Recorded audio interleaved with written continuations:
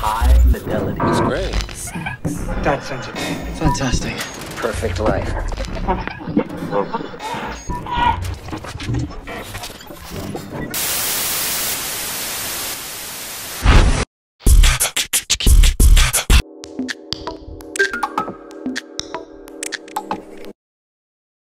On se rappelle avoir vu le collectif Stop TAFTA distribuer des tracts sur le marché de Bergerac début octobre. Il a également tenu un stand lors de la foire bio du premier week-end de décembre. Aujourd'hui, en ce mercredi 10 décembre, c'est à une soirée débat qu'il nous convie. Nelson Mandela a déclaré il y a fort longtemps « Ce qui est fait pour nous, que d'autres ont décidé sans nous, est en réalité contre nous. Soyons des êtres actifs. » En fait, je viens d'une école qui est un peu qui s'intéresse à tout ça, une école d'agronomie en fait sur Paris. Donc du coup, ce traité traite clairement de questions agriculture pour notre pays en France. Donc je me sens concerné, travaillant moi-même dans l'environnement, dans la gestion de l'eau et des rivières. Voilà, je suis pas engagé, mais j'essaie de comprendre un peu quel est ce traité et savoir un peu de quoi il en retourne, ce qu'on risque, mais aussi comment on peut faire tourner ça d'une meilleure manière en fait qu'aujourd'hui. Donc vous, aujourd'hui, avec les informations que vous avez, vous en pensez quoi globalement de ce traité ? En fait, je pense qu'il il manque beaucoup d'informations aujourd'hui. On sait qu'on prend beaucoup de risques avec ce type de traité, mais les négociations sont tellement... En fait, elles sont quand même secrètes, on n'est pas vraiment au courant de ce qui se trame entre l'Europe et les États-Unis. Donc finalement, peut-être qu'ils sont en train vraiment de poser des barrières aussi, peut-être qu'ils ne sont pas en train de libéraliser totalement le marché, comme on en parle souvent.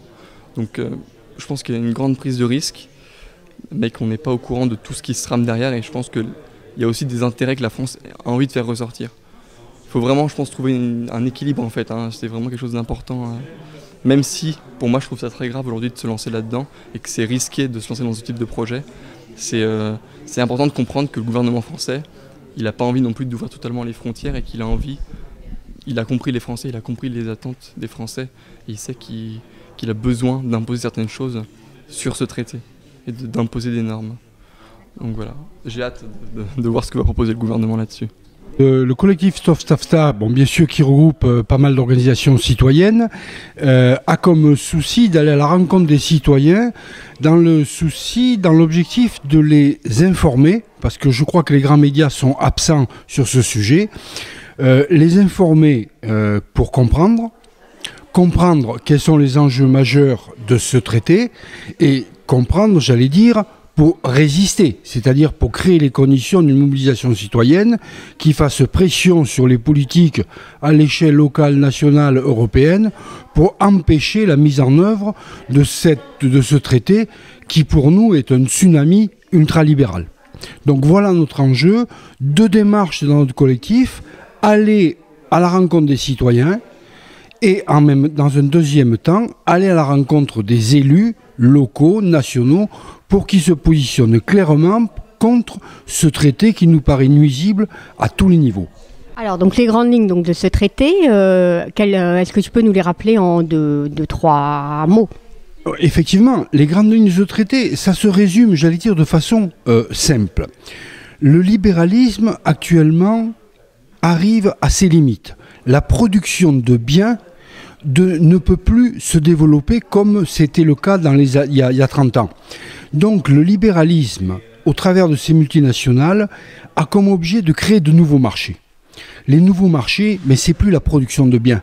Les nouveaux marchés, c'est au niveau des services. Et quand on dit services, ça veut dire santé, ça veut dire éducation, ça veut dire tout ce qui est relevé du bien commun et des services publics. Il faut que ça tombe dans la concurrence.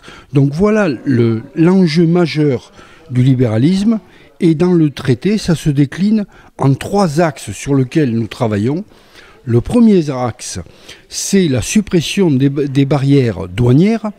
Mais ça, on y reviendra ce soir dans le débat. C'est un enjeu important, en particulier sur les questions agricoles. mais surtout, c'est la suppression des fameuses barrières non tarifaires, c'est-à-dire l'atteinte tout azimut sur tout ce qui est l'organisation sociale, le droit du travail, les questions sanitaires, les questions alimentaires, les questions environnementales sont au cœur de ce deuxième axe du traité, ce que nous dénonçons. Et le troisième axe sur lequel nous insistons, et qui est peut-être le plus grave parmi les questions, c'est la question de démocratie. On sait qu'actuellement, il est en train d'être mis en place, et ça existe déjà, ces fameux tribunaux d'arbitrage privés qui vont permettre aux multinationales d'attaquer les États et les collectivités chaque fois que celles-ci décréteront, promulgueront des lois de protection des citoyens. Donc là, il y a un enjeu démocratique fondamental. Y a-t-il finalement, puisque je crois qu'il y a un travail aussi qui est fait là-dessus, donc des collectivités qui se sont déclarées zone hors TAFTA? Eh bien, c'est notre grande satisfaction et en même temps, c'est un moment d'optimisme, j'allais dire, c'est que le mouvement citoyen est en train de prendre corps au travers de ça. Et en Dordogne, de façon à la fois symbolique et en même temps impliquante, des collectivités viennent se déclarer zone hors TAFTA. La première, c'est la commune de Champsvinel. Ensuite, ça a été la commune de Chamiers. Donc ça veut dire que les collectivités commencent à se positionner par rapport à ça. C'est notre objectif, c'est que partout en Dordogne, des positions soient prises par les politiques à l'échelle de leur collectivité pour se déclarer zone hors TAFTA. Tout citoyen dans une commune de Dordogne qui souhaiterait organiser un débat, une soirée d'information sur le TAFTA, le collectif Stop TAFTA sera disponible pour aller animer une soirée à destination des citoyens et des élus. À Chamiers, nous avons fait une intervention auprès du conseil municipal. Et à notre grande surprise, les élus n'ont pas l'information qu'on pensait qu'ils avaient. Donc ils ont fait des découvertes, il y a une prise de conscience qui est en train de se faire, et en même temps une mobilisation et une résistance. On est en train de construire une dynamique citoyenne qui est très très intéressante. Qu'est-ce que vous attendez de cette réunion alors ce soir, hein? En fait, j'attends de savoir si ça s'est un petit peu étendu, si les protestations se sont étendues, les pétitions sur Internet, voilà, qu'est-ce qu'on peut faire, quoi? Qu'est-ce qu'on peut faire pour se mobiliser vraiment? Alors pour vous, pourquoi finalement vous êtes mobilisé contre le TAFTA alors?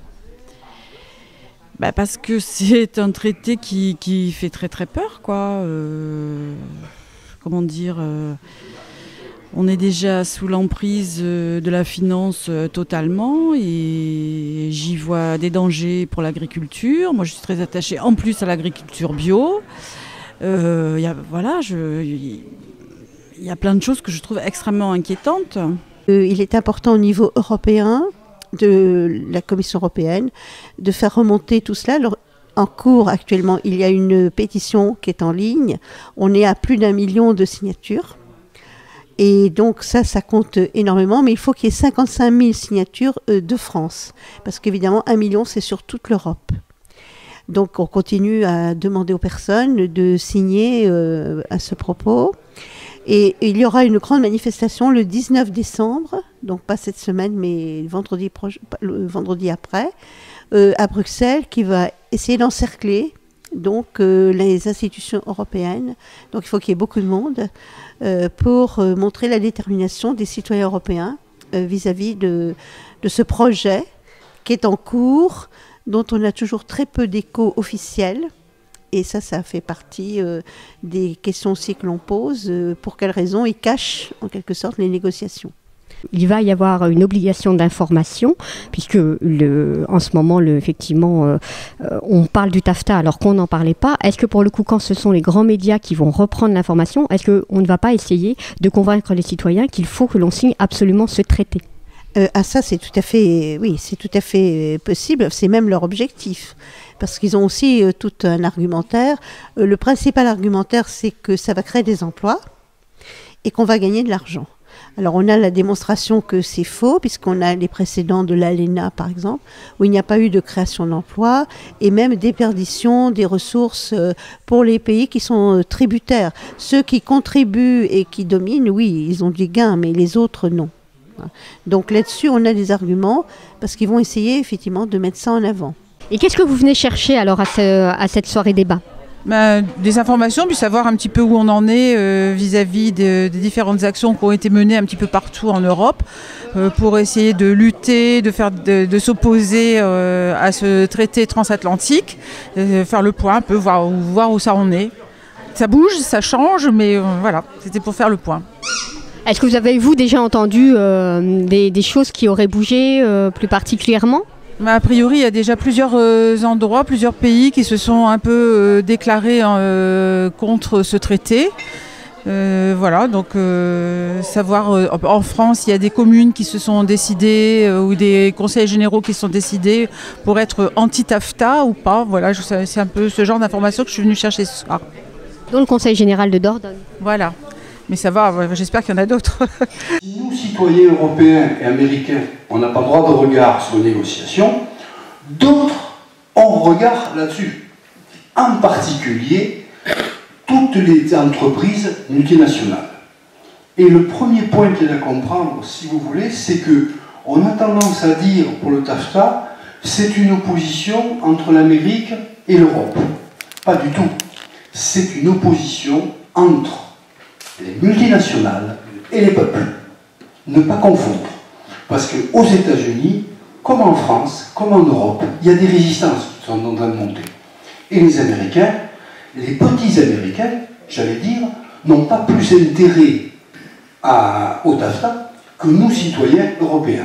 Donc vous voyez, la première chose que je voulais présenter, c'est de dire attention, ce n'est pas la méchante Amérique contre les gentils Européens, c'est les multinationales européennes, américaines, contre les peuples.